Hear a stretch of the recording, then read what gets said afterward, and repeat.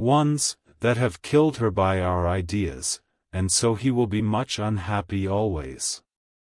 Yet he never can be sure, and that is the worst of all.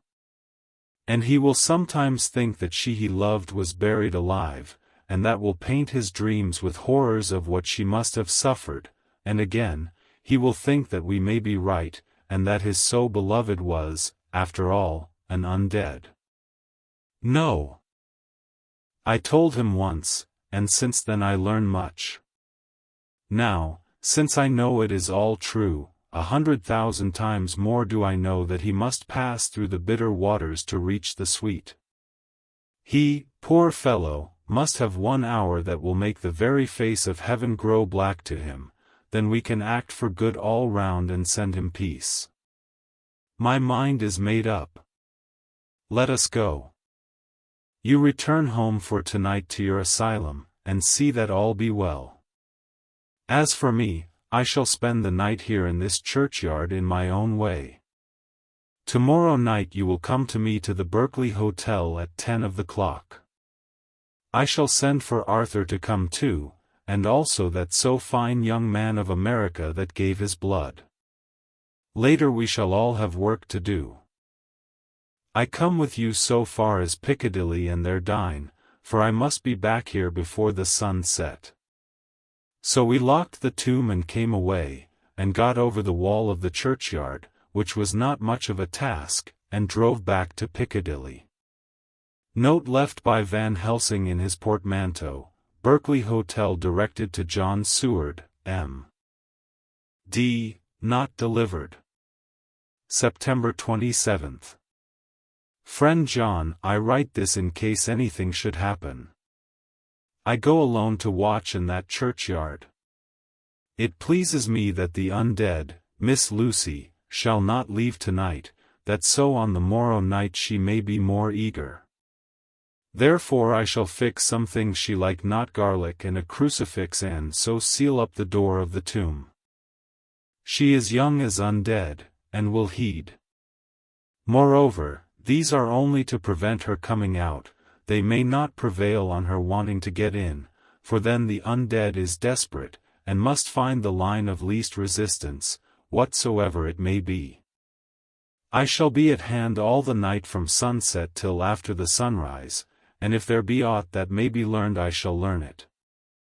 For Miss Lucy or from her, I have no fear, but that other to whom is there that she is undead, he have now the power to seek her tomb and find shelter. He is cunning, as I know from Mr. Jonathan and from the way that all along he have fooled us when he played with us for Miss Lucy's life, and we lost, and in many ways the undead are strong.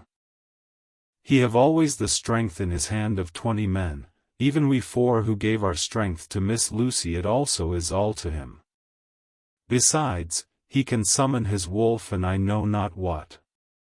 So if it be that he come thither on this night he shall find me, but none other shall until it be too late. But it may be that he will not attempt the place.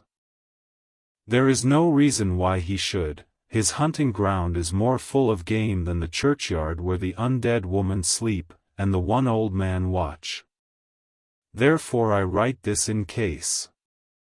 Take the papers that are with this, the diaries of Harker and the rest, and read them, and then find this great undead, and cut off his head and burn his heart or drive a stake through it, so that the world may rest from him.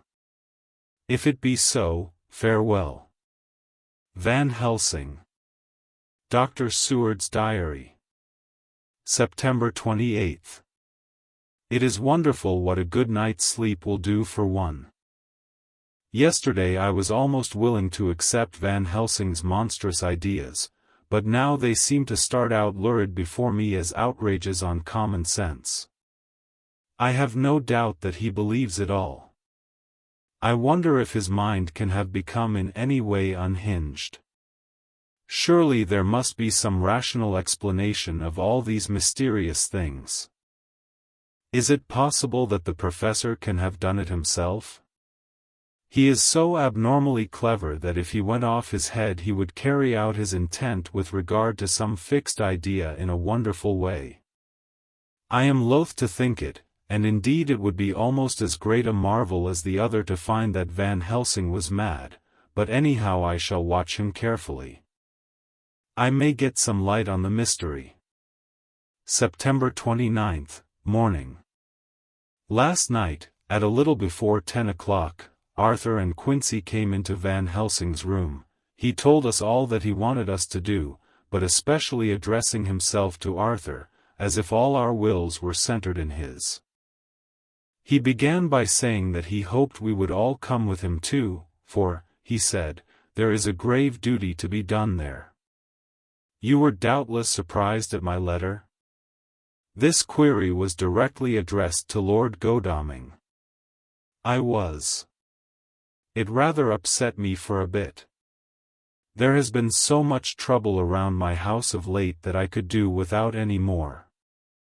I have been curious, too, as to what you mean. Quincy and I talked it over, but the more we talked, the more puzzled we got, till now I can say for myself that I'm about up a tree as to any meaning about anything. Me too, said Quincy Morris laconically. Oh, said the professor, then you are nearer the beginning, both of you, than friend John here, who has to go a long way back before he can even get so far as to begin. It was evident that he recognized my return to my old doubting frame of mind without my saying a word. Then, turning to the other two, he said with intense gravity, I want your permission to do what I think good this night.